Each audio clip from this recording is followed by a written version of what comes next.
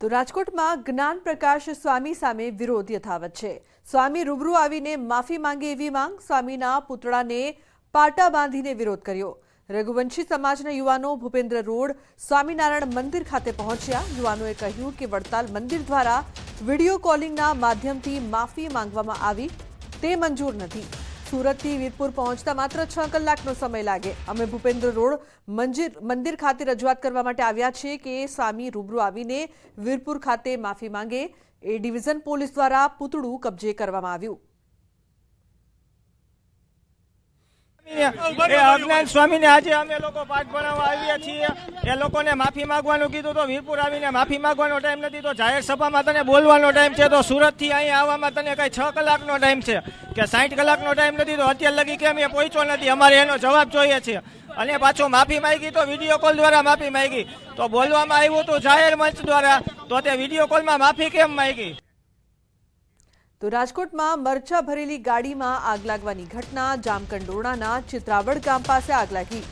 વીજ લાઇનને અડી જતા ગાડીમાં આગ લાગી હતી। શોર્ટ સર્કિટના કારણે આગ લાગી તો ખેડૂતોના લાખોના મરચા બળીને ખાખ થયા છે। શોર્ટ સર્કિટના કારણે આગ લાગી છે, જેમાં મોટા પાયે ખેડૂતોને નુકસાન થયું છે। જામકંડોરણાના ચિત્રાવડ ગામ પાસે આગ લાગવાની ઘટના સામે આવી છે, જેમાં મરચા ભરેલી ગાડીમાં આગ લાગી હતી। તો તરફ વલસાડના સરોણમાં આવેલી પેપર મિલમાં આગ લાગી હતી। વહેલી સવારે પેપર ટ્રી નામની મિલમાં આગ લાગતા દોડધામ મચી હતી। બનાવની જાણ થતાં જ વલસાડના ફાયર બ્રિગેડની ટીમ તાત્કાલિક સ્થળ પર પહોંચી હતી અને આગ પર કાબુ મેળવવા પ્રયાસ કર્યા હતા। જો કે કંપનીનો મોટો ભાગ આગની જ્વાળાઓમાં લપેટાયેલો હોવાથી આસપાસના વિસ્તારના ફાયર ફાઇટરોને પણ મદદ માટે બોલાવવામાં આવ્યા હતા। 5થી વધુ ફાયર બ્રિગેડની ટીમોએ આગ પર કાબુ મેળવવા પ્રયાસ કર્યા હતા। ઘટનામાં કોઈ ઈજા કે જાનહાનિ થઈ ન હતી। તો 3 દ્રશ્યો, એક તરફ રાજકોટ, વલસાડ અને ભરૂચમાં પણ આગ લાગવાની ઘટના। મરચા ભરેલી ગાડીમાં આગ લાગી તો પેપર મિલમાં આગ લાગી છે। બીજી તરફ કેમિકલ કંપનીમાં આગ લાગી છે। ભરૂચમાં આગની અલગ અલગ ઘટના રાજ્યથી સામે આવી રહી છે। તો આગની જ્વાળાઓ દૂર દૂર સુધી ફેલાઈ હતી। રાજકોટના પણ દ્રશ્યો સામે આવ્યા છે। વલસાડમાં પણ આગ લાગવાની ઘટના, તો ભરૂચમાં પણ કેમિકલ કંપનીમાં ભીષણ આગ।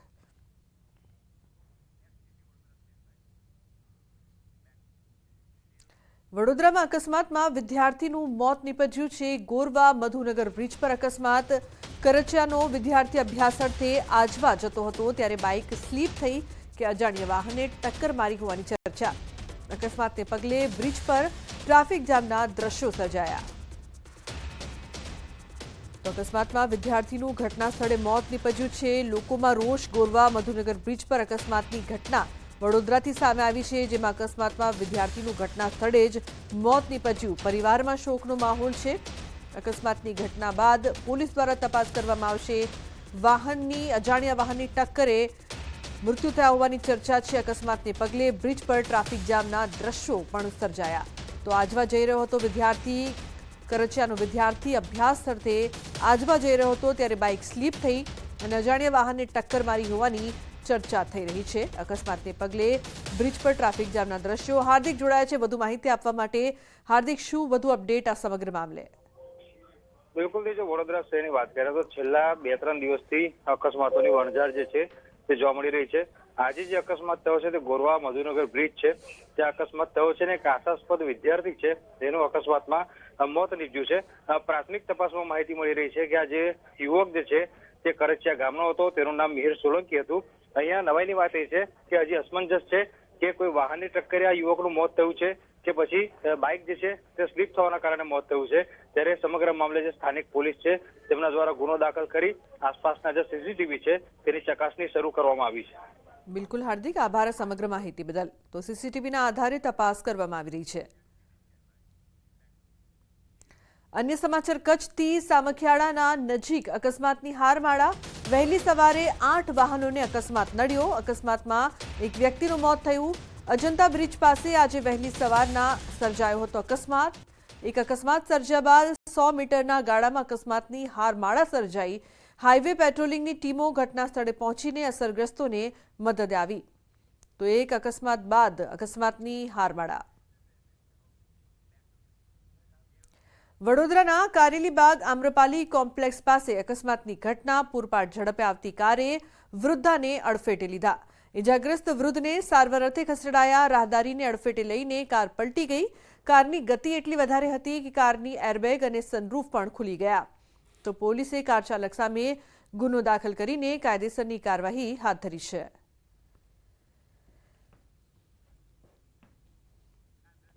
અકસ્માતની વણઝાર અહીં જોવા મળી રહી છે. 5 અલગ અલગ દ્રશ્યો. એક તરફ વડોદરામાં અકસ્માત, કચ્છમાં અકસ્માત, અમદાવાદમાં અકસ્માત અને વડોદરામાં બીજો રફતારનો કહેર દેખાઈ રહ્યો છે. 2 અકસ્માત વડોદરામાં સર્જાયા. રાહદારીને અડફેટે લઈને કાર પલટી તો ઇજાગ્રસ્ત વૃદ્ધને સારવાર અર્થે ખસેડાયા છે. રાજ્યમાં સતત અકસ્માતની વધતી ઘટનાના આ 4 દ્રશ્યો પુરાવા.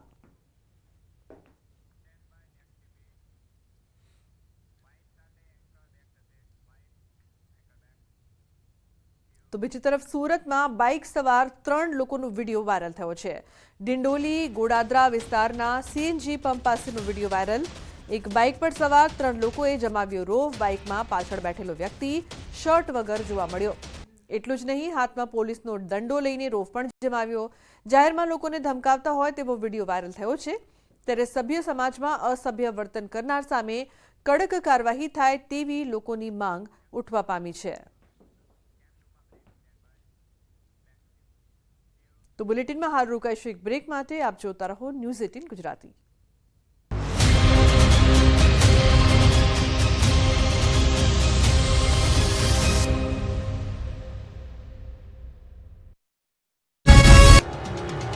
સ્વામિનારાયણ સંપ્રદાયના સંત જ્ઞાનપ્રકાશ સ્વામીએ કરેલા બફાટથી જલારામ ભક્તોની લાગણી દુભાઈ. વીરપુર ગામમાં સવારે બેઠક યોજાઈ અને 2 દિવસ ગામ બંધ રાખવાનો નિર્ણય કરાયો હતો. જોકે રઘુરામ બાપા અને પરિવાર દ્વારા ધંધા રોજગાર ખોલવાની અપીલ કરાતા વેપારીઓ આવતીકાલ સવારથી ધંધા વેપાર ખોલશે. પરંતુ સ્વામીને 24 કલાકનું અલ્ટિમેટમ આપતા વીરપુરવાસીઓએ માંગ કરી કે બુધવાર સુધીમાં સ્વામી વીરપુર આવીને જલારામ બાપાના સન્મુખ માફી માંગે. જ્ઞાનપ્રકાશે કરેલી અજ્ઞાન વાણીને લઈને સવારથી જ વીરપુરની બજારમાં સન્નાટો જોવા મળ્યો. વેપારીઓ એકત્ર થઈ ધરણા કરી સ્વામી વિરુદ્ધ સૂત્રોચ્ચાર કર્યા. વીરપુરના તમામ વેપારીઓ દુકાનો બંધ કરી દીધી. દવા, હોસ્પિટલ જેવી જરૂરી સેવાઓને બાદ કરતા ગામ સંપૂર્ણ બંધ છે. સ્વામી વીરપુરમાં આવીને માફી નહીં માગે તો 6 માર્ચે નવી રણનીતિ ઘડવાની જાહેરાત કરાઈ છે. જલારામ ભક્તોનો દાવો છે કે જ્ઞાનપ્રકાશ સ્વામીએ ઇતિહાસ જાણ્યા વિના બફાટ કર્યો છે. આથી લાખો જલારામ ભક્તોની લાગણીને ઠેસ પહોંચી છે. વીરપુરમાં જ નહીં, રાજ્યભરમાં આક્રોશ ફેલાયો છે. હવે ભક્તો લાલઘૂમ થયા છે. સુરતમાં પણ વિરોધ પ્રદર્શન કરાયું. સ્વામિનારાયણ હિત રક્ષક સમિતિ દ્વારા વિરોધ પ્રદર્શન કરાયું. સુરતના હરિભક્તો દ્વારા સુરતના મિની બજાર માનગઢ ચોક ખાતે વિરોધ પ્રદર્શન કરવામાં આવ્યું. જલારામ બાપુનું અપમાન સહન કરવામાં નહીં આવે તેવા નારા લાગ્યા. તો નેતાઓમાં પણ રોષ જોવા મળ્યો. લોહાણા સમાજ અગ્રણી ગિરીશ કોટેચાએ કડક શબ્દોમાં સ્વામીના નિવેદનની ટીકા કરી. આવા સાધુને સંપ્રદાયમાંથી કાઢી મૂકવાની માંગ કરી. આ તરફ રાજકોટના સાંસદ પરસોત્તમ રૂપાલાએ પણ અપીલ કરી કે આવા નિવેદનથી સંપ્રદાયે બચવું જોઈએ. વિવાદ વચ્ચે પુસ્તક અને પેપરના કટિંગના લખાણો પર વાયરલ થયા હતા, જેમાં દાવો કરાઈ રહ્યો છે કે જલારામ બાપાના જીવન ચરિત્ર સમાન પરચાનો અમર ઇતિહાસ નામના પુસ્તકમાં આ પ્રકારના પ્રસંગનો ઉલ્લેખ છે. આવા દાવા સાથે કટિંગ પણ વાયરલ કરાયા હતા. જલારામ ભક્તોએ આવા દાવાને નકારતા આ પ્રકારના પુસ્તકના વિવાદિત લખાણ પણ દૂર કરવાની માંગ કરી.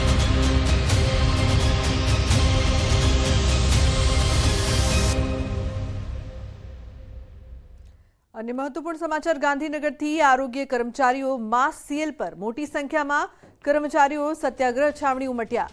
રાજ્યના જિલ્લાના આરોગ્ય કર્મચારીઓ આજે માસ સીએલ પર. ઘણા સમયથી પેન્ડિંગ માંગણીઓનું નિરાકરણ ન આવતા આજે માસ સીએલ મૂકીને ધરણા કરી રહ્યા છે. અભી નહીં તો કભી નહીંના સૂત્રોચ્ચાર પણ કરવામાં આવી રહ્યા છે.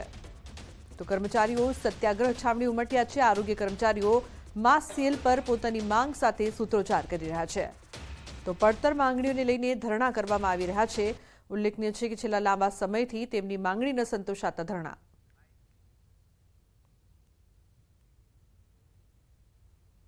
દેખાવો કર્યો છે.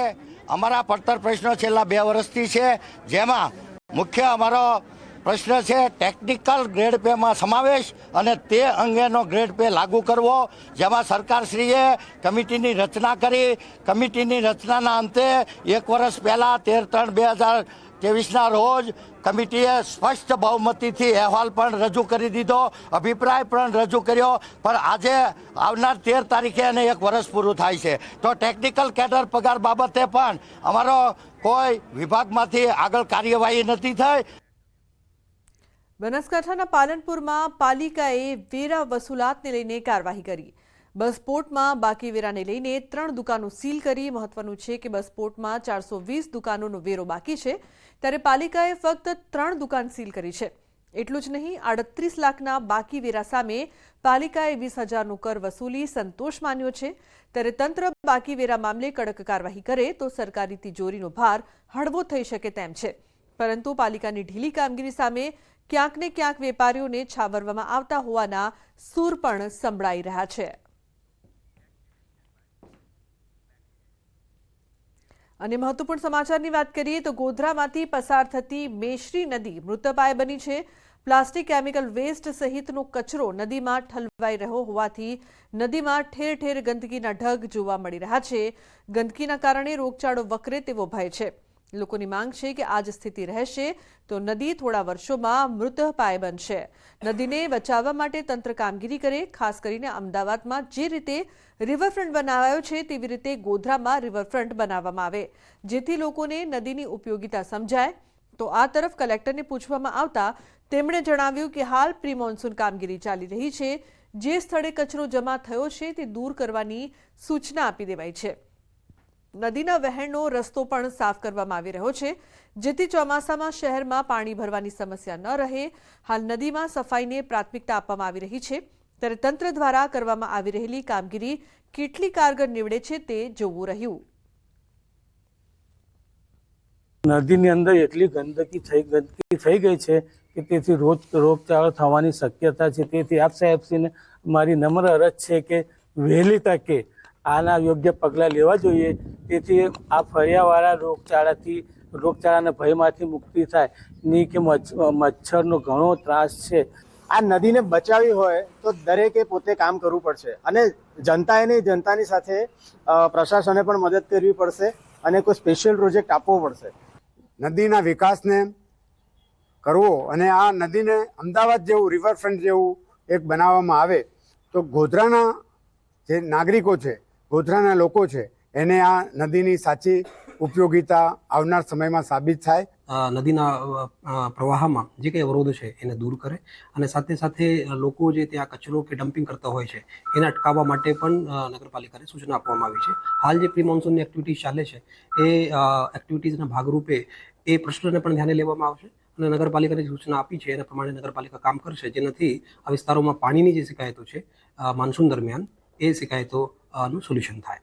ગોધરા શહેરમાંથી પસાર થતી મેશ્રી નદીના હું આપને સીધા દ્રશ્યો બતાવીશ. આપ જોઈ શકો છો હાલ આ નદી છે તે નદી પોતાનું અસ્તિત્વ ગુમાવી ચૂકી છે. નદી હાલ એક ડમ્પિંગ સ્ટેશન બની ગઈ હોય એવી પરિસ્થિતિ ગોધરા શહેરમાંથી પસાર થતા કેટલાક વિસ્તારમાં જોવા મળી રહી છે. હાલ જોઈ શકો છો કે આને નદી કેવી રીતે કહી શકાય, ક્રિકેટનું ગ્રાઉન્ડ હોય એ પ્રકારના દ્રશ્યો જોવા મળી રહ્યા છે. ઠેર ઠેર ગંદકી અને ઝાડી ઝાંખરા ઉગી નીકળ્યા છે અને આની સફાઈ કરવામાં નથી આવતી, જેને લઈને હું આ તરફના પણ દ્રશ્યો બતાવીશ. જ્યાં રહેણાંક વિસ્તાર છે, રહીશો છે, તેઓને ચોમાસામાં પારાવાર મુશ્કેલીનો સામનો કરવો પડતો હોય છે. નદીમાં સામાન્ય પાણી વહેતું થતાં જ મકાનો પાણી ઘૂસી જતું હોય છે અને રાતના ઉજાગરા કરવા પડતા હોય છે. સાથે સાથે ક્યારેક સ્થળાંતર કરવાની પણ નોબત ઊભી થતી હોય છે. બીજી તરફ આ નદીમાં જે કચરો પડ્યો છે જેને લઈને અહીંના જે સ્થાનિકો છે તેઓને રોગચાળાની ભીતિ સેવાઈ રહી છે. મચ્છર ખૂબ જ ઉપદ્રવ થતા અહીંયા નાના બાળકો સહિત જે રહીશો છે સતત બીમારીનો ભોગ બની રહ્યા છે. વારંવાર અહીંયાના જે સ્થાનિક માજી કાઉન્સિલર હોય કે ગોધરાના જે જાગૃત નાગરિકો હોય તેઓ દ્વારા નદીને પુનર્જીવિત કરવા માટેની રજૂઆત કરવામાં આવી છે, પરંતુ આજ દિન સુધી સંલગ્ન જવાબદાર તંત્ર દ્વારા નદીનું જે યોગ્ય રીતે જાળવણી કરવામાં આવે એ પ્રકારની કોઈ કામગીરી કરવામાં આવતી નથી. સાથે સાથે શહેરના કેટલાક જે જાગૃત નાગરિકો છે તેઓ દ્વારા એક અપીલ પણ કરવામાં આવી રહી છે. નદીને ડમ્પિંગ સ્ટેશન જે બનાવી રહ્યા છે તેઓને પણ અપીલ કરીને જણાવવામાં આવી રહ્યું છે કે નદી એક પવિત્ર સ્થળ છે. સાથે સાથે ગોધરાના મધ્યમાંથી પસાર થતી હોય એટલે ગોધરાને જે શહેરીજનો છે તેના માટે એક કુદરતી નજારો માણવા માટેનું એક આનંદદાયક ફરવાલાયકનું એક સ્થળ તરીકે વિકસાવી શકાય એમ છે. ત્યારે નદીની જાળવણી કરવા માટે સરકાર સાથે સાથે સૌ નાગરિકો પણ આગળ આવે એવી હાલ સૌ માગણી કરી રહ્યા છે. રાજેશ જોશી, ન્યૂઝ 18 ગુજરાતી, ગોધરા, પંચમહાલ. તો છોટાઉદેપુર જિલ્લાના ક્વાંટ તાલુકામાં ઉનાળાની શરૂઆત થતાની સાથે જ પાણીનો કકળાટ ઊભો થાય છે. આ સમસ્યાના નિરાકરણ માટે સરકારે છોટાઉદેપુર જિલ્લાના કેટલાય વિસ્તારોમાં નળ સે જળ યોજનાના નળ લગાવ્યા, જેથી ગ્રામજનોએ હાશકારો લીધો કે તેમને પાણીની ચિંતા નહીં સતાવે. પરંતુ સ્થિતિમાં કોઈ બદલાવ આવ્યો નથી, કારણ કે નળ સે જળ યોજનાના નળ તો લગાવ્યા પણ આ નળમાં ટીપુએ પાણી નથી આવતું. ક્વાંટ તાલુકાના 131 ગામો આવેલા છે, જેમાંનું એક ગામ છે સમલવાંટ ગામ. અહીંના ગ્રામજનોએ તાલુકા પંચાયતના કારોબારી અધ્યક્ષ પિન્ટુ રાઠવાને પાણી બાબતે રજૂઆત કરી. પિન્ટુ રાઠવાએ ગામની મુલાકાત કરતા એક પણ નળમાં પાણી ન આવતું હોવાનું જણાવ્યું, જેથી આ યોજના ફેલ ગઈ હોવાનું જણાવ્યું. સાથોસાથ અધિકારીઓએ પુષ્કળ પ્રમાણમાં ભ્રષ્ટાચાર કર્યો હોવાની વાત પણ કહી. નર્મદા નદીનું પાણી સૌરાષ્ટ્ર અને દાહોદ સુધી પાણી પહોંચાડવામાં આવ્યું, પણ અહીં રહેતા લોકો પાણી માટે વલખા મારી રહ્યા છે. ભ્રષ્ટાચાર થયો છે એના માટે કેમ આપણે બોલવું નહીં? આ લોકો માટે છે. મારે એવું પણ કહેવું છે કે બધા જોડે આવીને આ પ્રશ્નનો સોલ્વ કરીએ. આટલો મોટો પ્રશ્ન છે, આખા તાલુકાનો છે, જિલ્લાનો છે, જે મારા લોકો હમણાં ઉનાળાનો સમય આવી રહ્યો છે અને ઉનાળાના સમયમાં આટલે મોટો મારી બહેનો દૂર દૂર સુધી પાણી ભરવા જાય તો ઉનાળાના સમયમાં ચક્કર પણ આવી જવાની સમસ્યા વધારે બનતી હોય છે. કે પાણી માટે વર્ષોથી બહુ તકલીફ છે. તો હમણાં અમારે ઉનાળો આવી જશે તો પાણી પીવા માટે નહીં મળતું, પછી આ પશુ હોય એના પીવા નહીં મળતું, તો અમે હેડપંપો છે કંઈક બોર ચાલે અહીંયા લેવા જાય બહેનો. કોઈક જગ્યાએ નળ નથી, કોઈક એની જગ્યાએ પછી પાણી નથી આવતું, એટલે મતલબ પછી એમને કોઈક બકરા કે ગમે તે બાંધી દે, એનો ઉપયોગ જ નથી થતો પાણી માટે, તો પછી એનો ઉપયોગ આ પ્રમાણે કરે છે. એટલે ખરેખર જો તંત્ર દ્વારા અમારા ગામમાં ધ્યાન આપવામાં આવે પાણી બાબતે તો વધારે સારું છે. આમ ફરી ફરી થાકીએ, પાણીની અમારી બહુ તકલીફ છે. હું છે તો બહુ દૂર છે, ત્યાં તો અમારે માથાપુર મૂકીને પાણી લાવીએ. અમારે પાણીની ઘણી તકલીફ છે અને આવું માથે પર મૂકી લઈને વાસા ઠોરાને બધાને આમ જાગે મૂકીએ પાણી. ફરી ફરી આમ થાકી જઈએ. સાહેબ અમારે પાણીની બહુ તકલીફ છે. પછી અમે છે ને માથે મૂકીને પાણી લાવવાનું, અમારે દૂરથી લાવવાનું. શું કરવાનું સાહેબ? અમારે નળ બેહાડ્યા ને અમારે છે ને 21 દિવસ 2 વર્ષ 21 દિવસ પાણી આવ્યું નથી. હવે શું કરવાનું? અમારે બહુ તકલીફ પડી રહી પાણીની. તો આણંદ જિલ્લાના સોજિત્રા તાલુકાના ડાલી ગામમાં છેલ્લા 5 વર્ષથી ગ્રામ પંચાયત નથી, જેથી ડાલી ગ્રામ પંચાયત તેઓ રાજીવ ગાંધી કમ્યુનિટી સેન્ટરમાં ચલાવે છે. સરકારી તંત્રને જૂની ગ્રામ પંચાયત કચેરી નવી બનાવવાનું કહી તેની તોડી દીધી હતી, પરંતુ તેને 5 વર્ષ વીતી ગયા છતાં ગ્રામ પંચાયત નથી બની. ડાલી ગ્રામ્ય પંચાયત લોકોને જાતિના દાખલા, આવકના દાખલા તેમજ અનેક જરૂરી દાખલાઓ સરળતાથી મળી રહે તે માટે અદ્યતન ગ્રામ્ય પંચાયતની માંગણી સ્થાનિકો કરી રહ્યા છે. હાલ ડાલી ગ્રામ્ય પંચાયત કચેરી વૈકલ્પિક વ્યવસ્થાના ભાગરૂપે રાજીવ ગાંધી હોલમાં ચાલે છે. તે હોલ પણ જર્જરિત હાલતમાં છે. તેથી સરકાર અદ્યતન સુવિધા સાથેની નવી ડાલી ગ્રામ્ય પંચાયત કચેરીનું સત્વરે નિર્માણ કરે તેવી ગ્રામજનોની માંગ છે. આણંદ જિલ્લાનો સોજિત્રા તાલુકો અને તેનું ડાલી ગામમાં ગ્રામ પંચાયત નથી. ડાલી ગ્રામ પંચાયત અમે રાજીવ ગાંધી હોલમાં ચલાવીએ છીએ. ડાલી ગ્રામ પંચાયતની નવી કચેરી બને તે માટે અમે વડી કચેરીએ દરખાસ્ત મોકલેલ છે. આગળની કાર્યવાહી ત્યારબાદ થશે. આ કોમ્યુનિટી હોલ જે ભાગોરે છે ત્યાં પંચાયત બેસે છે, આરોગ્ય ખાતાના મમતા દિવસને બધું ઉજવે છે અને સરકાર મોટી મોટી જાહેરાતો પણ કરે છે કે ઈ સચિવાલય, ઈ ગ્રામ, પણ આવી કોઈ સુવિધા ગ્રામ પંચાયત કચેરીની અમારા ગામમાં છે નહીં. ખરેખર જેમ સચિવાલય, વિધાનસભા, લોકસભા એવું અમારા ગામનું જો આવું એક ગ્રામ પંચાયત બને અને સારી સુવિધા મળે, લોકોને દાખલા કે વગેરે મળે અને સારી સુવિધા મળે એવી ઈચ્છા છે.